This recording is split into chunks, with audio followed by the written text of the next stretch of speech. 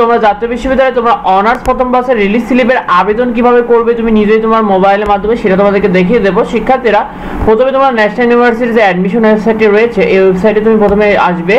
আসার পরে কিন্তু তোমার এই ওয়েবসাইটের লিঙ্ক কিন্তু আমাদের ভিডিও ডেসক্রিপশন বক্সে থাকবে। শিক্ষার্থীরা এখানে আসার পর তোমরা এখানে দেখতে পাচ্ছ অ্যাপ্লিকেন্টস লগইন অপশন রয়েছে। শিক্ষার্থীরা এই অ্যাপ্লিকেন্টস লগইন অপশনে কিন্তু তোমাকে ক্লিক করতে হবে।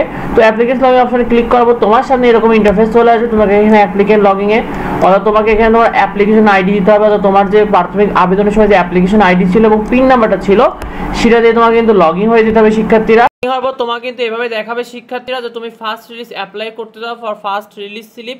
এই অপশনটি তোমাকে কিন্তু শিক্ষার্থীরা লগইন হওয়ার পর ক্লিক করতে হবে। তো ক্লিক করে দেবে। ক্লিক করার পর তোমার সামনে এরকম চলে আসবে, তোমার সিলেক্টেড কলেজ বলবে, তোমাকে কলেজ সিলেক্ট করতে হবে। তোমাকে আবার একটা কলেজ সিলেক্ট করতে হবে, আবার একটা কলেজ সিলেক্ট করতে হবে, আবার এবং আবার 5টা কলেজ তোমাকে কিন্তু সিলেক্ট করতে হবে, তারা বলে দিয়েছে শিক্ষার্থীরা। তো এখান থেকে তোমাকে সিলেক্ট করে নিতে হবে। কীভাবে তুমি সিলেক্ট করবে সেটা আমরা তোমাদেরকে দেখিয়ে দেবো।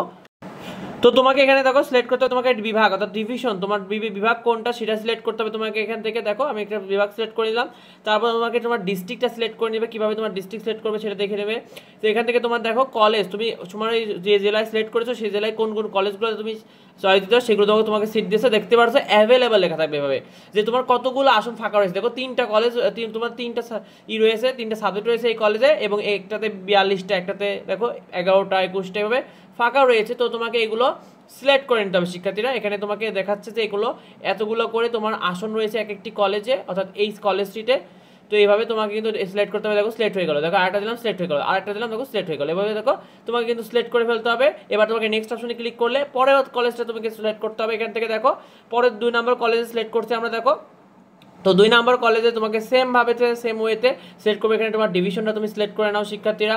ডিভিশনটা সিলেক্ট করে নিলাম। তারপর আমার ডিস্ট্রিক্টটা দেখো, ডিস্ট্রিক্টটা কিন্তু সিলেক্ট করে নিচ্ছি এবং সেই সাথে কলেজ, যে কলেজটাতে আমি আবার আবেদন করব সেই কলেজটা একটা চয়েস দিলাম।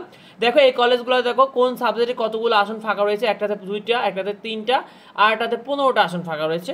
তো এখান থেকে তোমাকে এভাবে সিলেক্ট করে নিতে হবে শিক্ষার্থীরা। এভাবে সিলেক্ট করে দেখো নেক্সট অপশনে ক্লিক করলাম। আবার দেখো তোমার সামনে আরেকটি কলেজ তুমি সিলেক্ট করতে পারো, 3 নম্বর কলেজ। এখানে তুমি দেখো তোমাকে তোমার ডিভিশনটা সিলেক্ট করে দেবে সেমভাবে। তোমার ডিভিশনটা সিলেক্ট করেছে, দেখো আমার ডিভিশনটা সিলেক্ট করে দিলাম। তারপর আমার ডিস্ট্রিক্টটা সিলেক্ট করে দিলাম। আমার ডেজার্ট কলেজ, যে কলেজ আমি আসলে করতে চাই, আবেদন করতে চাই সেই কলেজটি দেখো সিলেক্ট করে দিচ্ছি শিক্ষার্থীরা। সিলেক্ট করে দিলাম। দেখো আবার আমার সামনে অনেকগুলো কলেজ চলে এসে সাবজেক্ট চলে আসছে, 3টা সাবজেক্ট চলে এসেছে এই কলেজেরও। এই 3টা সাবজেক্ট আমি সিলেক্ট করে দিলাম। এবার নেক্সট অপশন আবার ক্লিক করে আবার পরের কলেজে চলে গেলাম।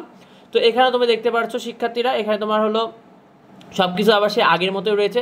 সেমভাবে সেম প্রসেসে তোমরা কিন্তু এভাবে 5টা কলেজই পরপর শিক্ষার্থীরা তোমাদের মতো চয়েস দিয়ে দিবে। এখানে দেখতে পাচ্ছ কতগুলো আসন রয়েছে। তোমরা সবসময় খেয়াল রাখবে যে যে সকল কলেজে আসন বেশি ফাঁকা রয়েছে সেই সকল কলেজে বেশি চয়েস দেওয়া, তাহলে কিন্তু তোমার চান্স আর সম্ভাবনা বেশি থাকবে।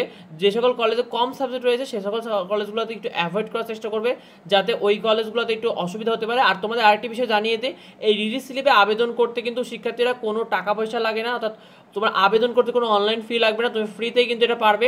কলেজে কোনো প্রকার কোনো নিশ্চয়ন বা কোনো কাগজপত্র জমা দেওয়া লাগবে না তোমার রেজাল্টের আগ পর্যন্ত।